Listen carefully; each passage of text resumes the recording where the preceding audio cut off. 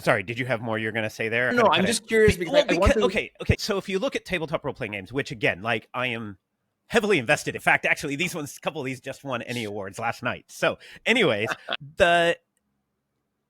if you go way back, it's funny, but there's this line in one of the very early war games in the 1800s, actually, which if you pull back the history of role-playing games, where it has this little phrase that I love, which is basically like the player like anything may be attempted.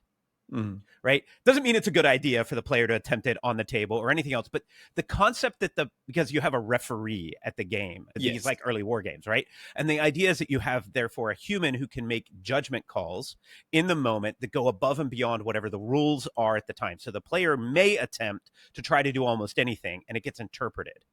And this is one of the ways that tabletop role-playing games, if you think about the canonical experience of a new player in one of these games, the stereotype is that they start to play and they're like, what can I do? And the dungeon master, game master is, you can do anything, right? And so this form of tactical agency, tactical choices that they can make almost any choice and it gets interpreted, is a hallmark of that type of game design.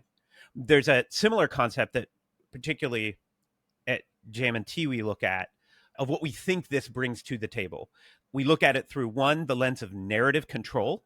So not merely player agency, but who has control over the narrative at any given time. And traditionally, we only have two. We talked about this in another podcast. Like we only have two agent entities involved: the designer and the player. Right. And so you have like sandbox games, which let the players interact in a simulation and they have more agency, versus a game that has the designer has more, it's more on the rails.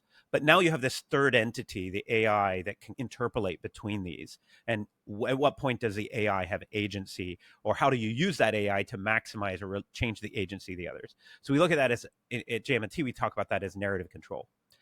But I think if we talk from a game design principles perspective, I would say, and I'm going to get a little theoretical here, but what does it really do? If someone asks me like, what can you do that you couldn't do before?